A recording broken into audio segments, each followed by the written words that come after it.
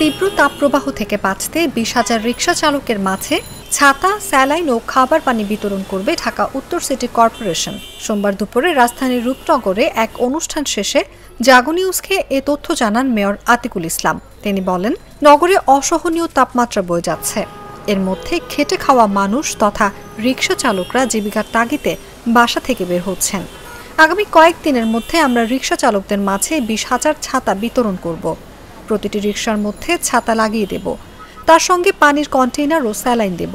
আমি আগামী কয়েকদিনের মধ্যে আমি রিকশাওয়ালাদেরকে 20,000 ছাতা বিতরণ করতে যাচ্ছি এবং রিকশার মধ্যে এটা লাগিয়ে দিব আমরা, এবং আমরা তার সাথে সাথে আমরা তাদেরকে আমরা কন্টেইনার দিব, পানির কন্টেইনার দিব। এবং ছাতা যখন দিব, রিকশাওয়ালাদের আয় কিন্তু এই রিকশার থেকে, কিন্তু ওরা রিকশাওয়ালাদেরকে যদি আমরা এই ছাতাটা দিতে পারি, তাহলে কিন্তু রিকশাওয়ালারা কিন্তু স্বস্তি পাবে, ওদের কিন্তু তার সুস্থ থাকবে তারা।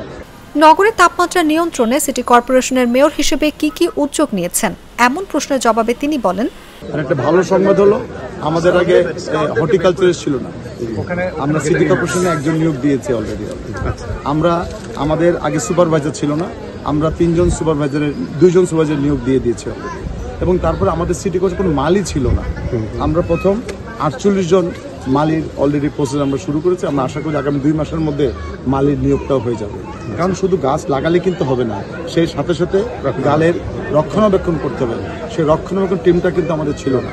আর আরেকটা কথা হলো, আমরা সব জিআইএস ম্যাপিং কিন্তু করে ফেলেছি, এবং জিআইএস ম্যাপিং এর মাধ্যমে আমরা রাস্তা অনুযায়ী আমরা সেই ডিজাইনও করে ফেলেছি।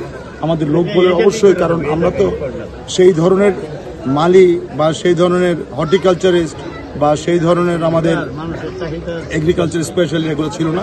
আমরা কিন্তু এগুলো আমরা সুপারভাইজার পেয়ে গেছি, আমাদের হর্টিকালচারিস্ট পেয়ে গেছি। আমাদের এখন মালিটা নিয়ে আমরা কাজটা শুরু করতে, এবং মালির কাজ প্রায় শেষ পর্যায়ে আছে।